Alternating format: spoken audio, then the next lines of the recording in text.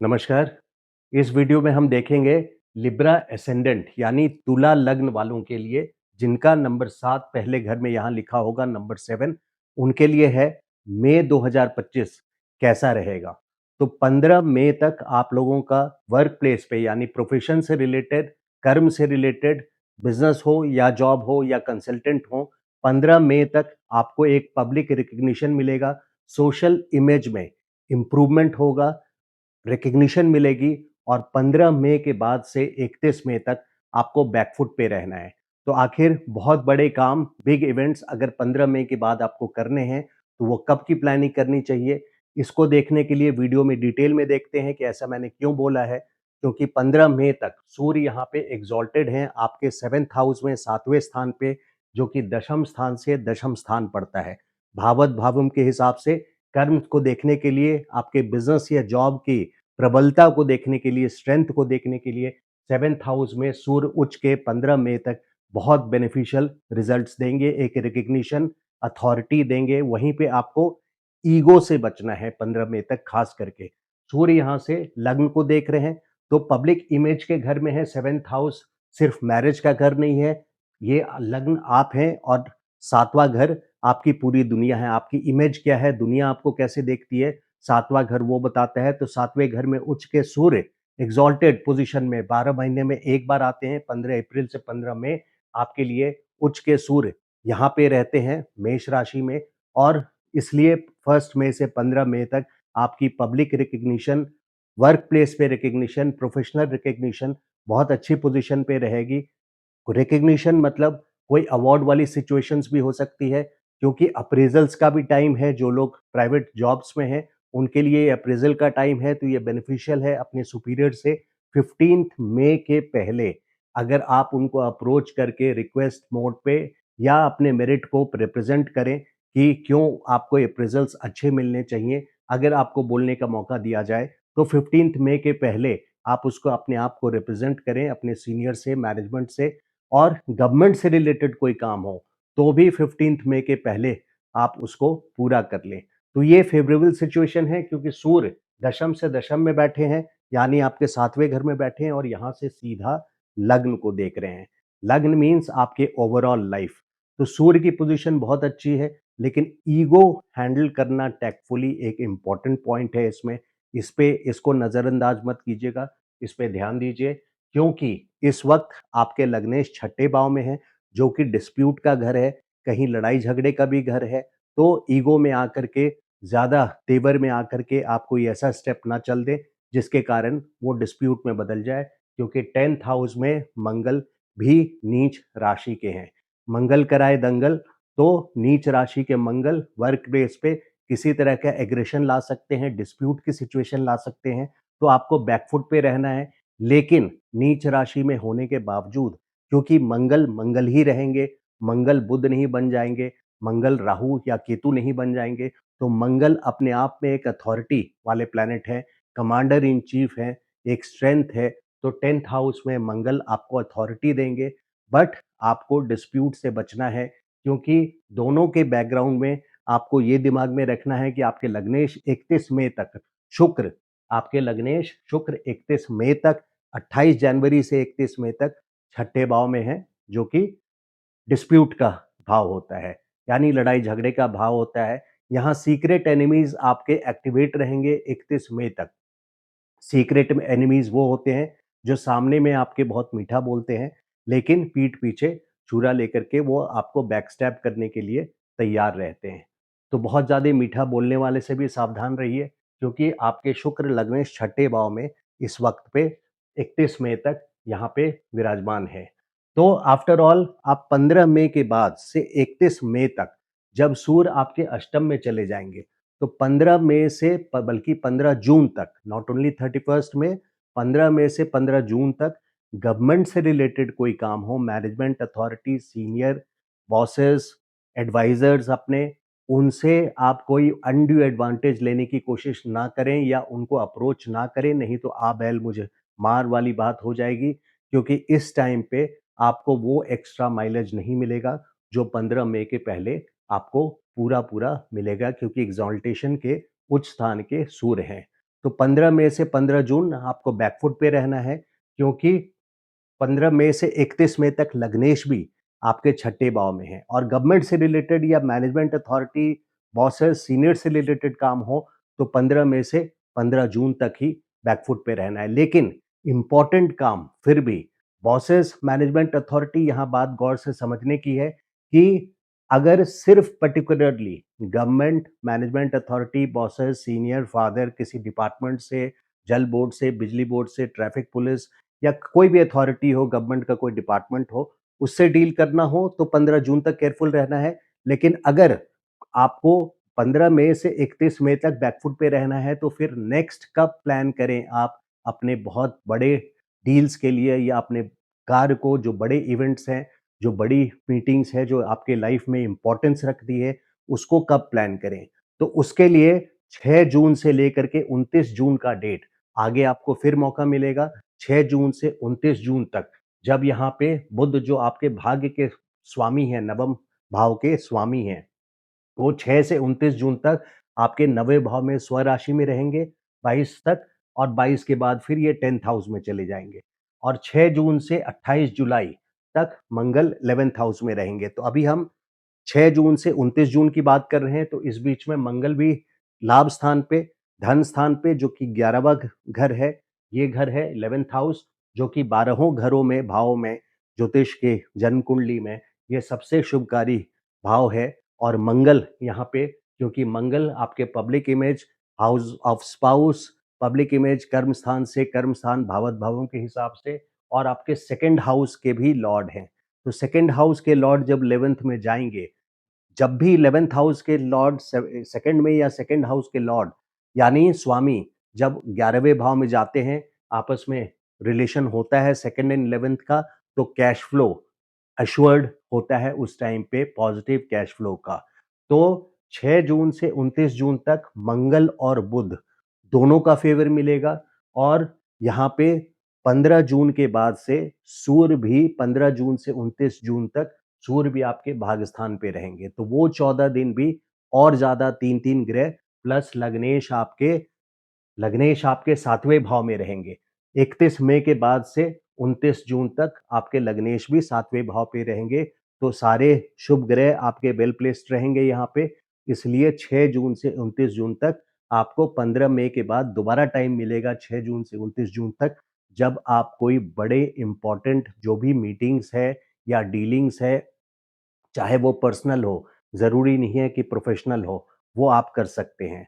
But 15 जून तक आपको government से रिलेटेड, जैसे मैंने बताया 6 से 15 तक, बल्कि 15 मई से 15 जून तक government management authority, bosses, senior, father से रिलेटेड कोई इंपॉर्टेंट काम नहीं करना है, अनड्यू एडवांटेज नहीं लेना है, इंसल्ट से बच करके रहना है, क्योंकि यहाँ पे सन आपके 8वें घर में रहेंगे। जिन लोगों को क्रोनिक डिजीज़ेज़ है, यहाँ पे वो फ्लेयर अप हो सकता है।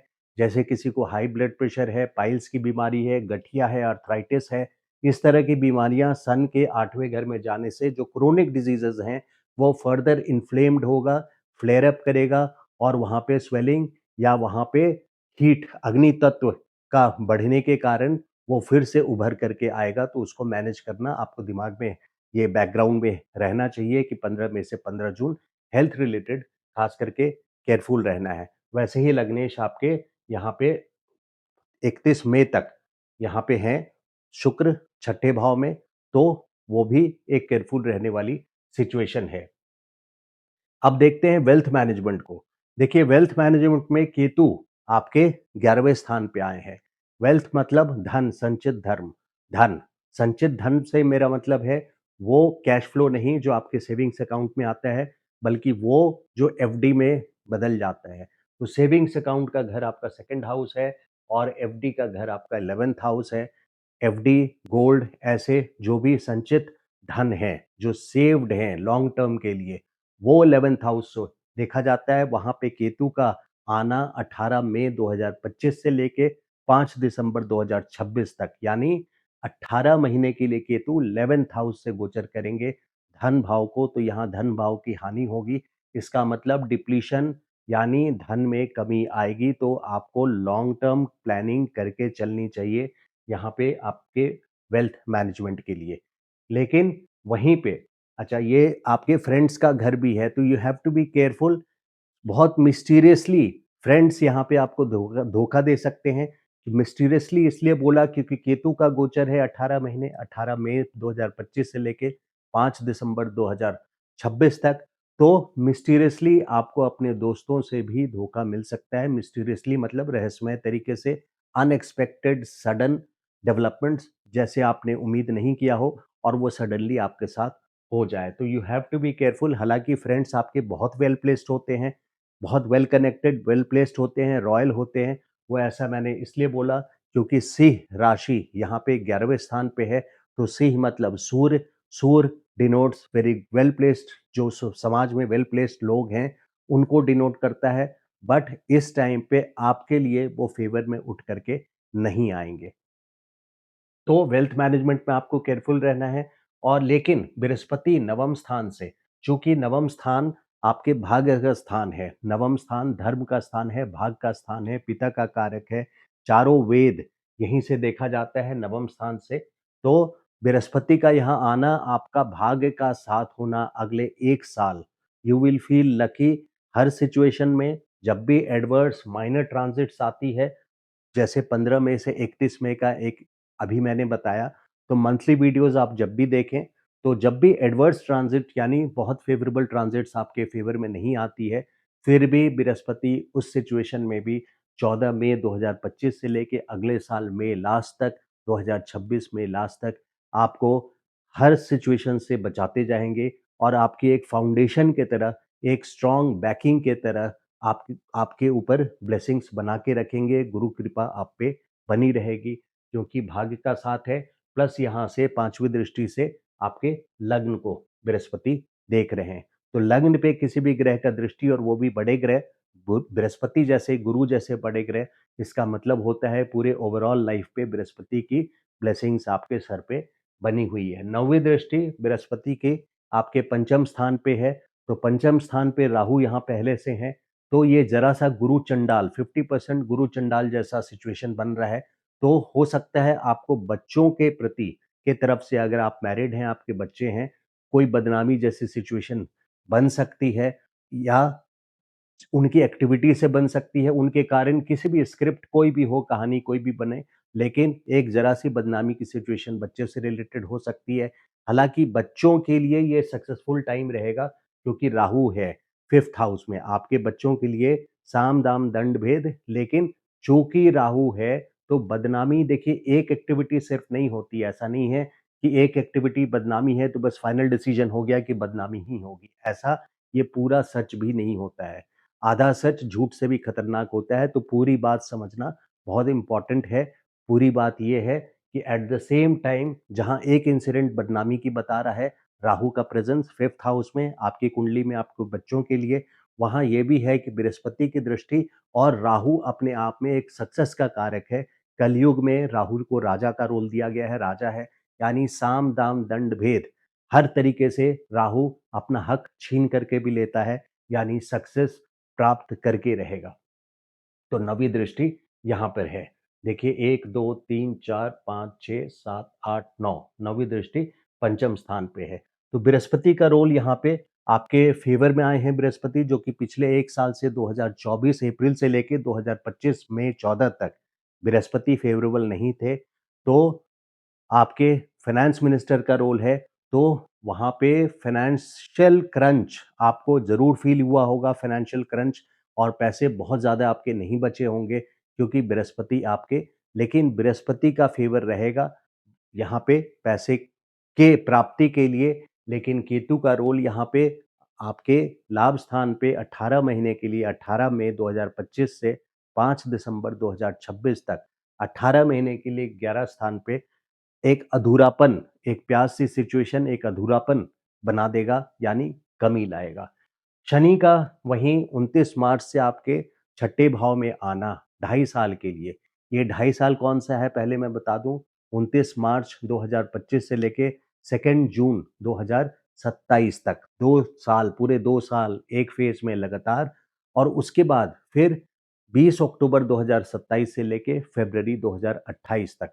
तो ये पूरे टाइम जब मीन राशि में शनि रहेंगे तो शनि छठे भाव में शुभ माने गए हैं, अच्छे माने गए हैं, दुश्मन पे विजय प्राप्ति के कारक बने हैं, कॉम्पिटिशन्स में सक्सेस मिलेगा स्टूडेंट्स को, क्योंकि बृहस्पति यहाँ नवम स्थान पे है और लग्न पे भी दृष्टि है और पंचम स्थान पे भी दृष्टि है, और जो भी स्टूडेंट हैं उनके लिए भी और बाकियों के लिए भी कॉम्पिटिशन्स में सीक्रेट एनिमीज पे विजय प्राप्ति होगी। दुश्मन आपके सामने खड़े नहीं हो पाएंगे, क्योंकि शनि आपके छठे भाव में है। तो will succeed over competition, success is assured, but at the same time जैसा मैंने वीडियो में पहले बताया था कि सिर्फ एक चीज नहीं होती है शनि का रोल, क्योंकि ये रोग स्थान भी है, तो रोग स्थान होने के कारण कोई लंबी बीमारी आपको यहाँ पे दे सकते हैं, 2 साल तक आपको बीमारी से परेशानी हो सकती है। तो जब भी एडवर्स ट्रांजिट्स आते हैं, ज़्यादा 6, 8, 12 एक्टिवेट होते हैं, जैसे मान लीजिए सूर्य जब भी आपके 12वें स्थान पे आएंगे, तो यहाँ पे बीमारी आपको फ्लेयर अप ज़्यादा बढ़ा के देंगे। तो शनि का छठे भाव में यहाँ पे कंपटीशन पे तो सक्सेस दिला रहे हैं, लेकिन at the same time long term पे आपको बीमारी से सावधानी रखनी चाहिए। शेयर मार्केट के लिए आपको खास करके केयरफुल रहना चाहिए। शेयर मार्केट तुला लग्न वालों के लिए बहुत एडवाइजेबल नहीं है, क्योंकि शनि की राशि है पंचम स्थान पे, कुंभ राशि पड़ी है पंचम स्थान पे, बहुत एडवाइजेबल नहीं है। और इस वक्त तो बिल्कुल एडवाइजेबल नहीं है, क्योंकि शनि छठे भाव में गए हैं यहाँ पे। और गुड फॉर चाइल्ड प्लानिंग, जो लोग चाइल्ड प्लानिंग के सिचुएशन में हैं, जिनको जो बच्चे की प्लानिंग कर रहे हैं और बहुत टाइम से अगर बच्चा नहीं हो रहा है, तो उनके लिए ये साल 14 मई 2025 से लेकर के 2026 मई लास्ट तक ये आइडियल टाइम है। बृहस्पति की नौवीं दृष्टि पंचम स्थान पे पड़ेगी, तो चाइल्ड प्लानिंग के लिए this is one of the best positions. एक साल बृहस्पति की यहाँ पे दृष्टि रहेगी।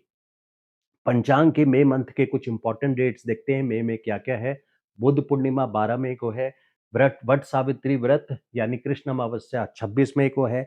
9 और 24 मई को प्रदोष व्रत है। प्रदोष व्रत रेमेडीज करने के लिए बहुत इंपॉर्टेंट होता है। तो ओवरऑल मैं समराइज कर दूं, 15 मई तक रिवाइज कर देता हूं। 15 मई तक मान सम्मान प्रतिष्ठा, प्रोफेशनल फ्रंट पे भी recognition, award like situations, favours from seniors, ये सारे आपको मिलेंगे। बट ईगो को आपको कंट्रोल रखना है, एग्रेशन को आपको कंट्रोल रखना है, और 15 मई के बाद से बैकफुट पे रहना है। अगर मई की बात करूं तो 31 मई तक। तो फिर बड़े इवेंट्स जो भी आपको प्लान करना है, अपनी मैपिंग या अपनी प्लानिंग को आप ऐसे ऑर्गेनाइज कर लीजिए कि 15 मई तक जो भी इंपॉर्टेंट काम है उसको करें, बट लिमिट में, क्योंकि लग्नेश आपके छठे भाव में है। तो बड़े काम आप कब करें? आफ्टर ऑल अगर लिमिट में ही बोल दिया मैंने 15 मई तक, तो बड़े काम को, जो बहुत बड़े काम है अब, because it is about to come, ऐसा नहीं है कि बहुत दिन है, कई वीक्स, बहुत ज़्यादा वीक्स हैं, ऐसा नहीं है। तो 6 जून से 29 जून बुध का भी साथ रहेगा आपकी कुंडली में, मंगल का भी साथ रहेगा, और फिर 15 जून से 15 जुलाई सूर्य का भी साथ रहेगा। तो 15 जून से 29 जून तक की बात कर रहा हूँ। तो 15-14 दिन यहाँ पे सूर्य का भी साथ रहेगा। तो बुध मंगल का साथ रहेगा, और लग्नेश आपके सप्तम भाव में रहेंगे 6 जून से लेकर के, बल्कि लग्नेश आपके 31 मई के से 29 जून तक है। 6 जून से 29 जून और स्ट्रांग हो जाता है, क्योंकि बुध और मंगल दोनों अच्छे सिचुएशन में आ जाते हैं। तो ये था वीडियो तुला लग्न वालों के लिए, यानी लिब्रा असेंडेंट वालों के लिए। अगर मेरा वीडियो अच्छा लगा तो प्लीज़ लाइक कीजिए, एंड चैनल को सब्सक्राइब नहीं किया है अभी तक तो subscribe to my channel. Thank you so much. नमस्कार।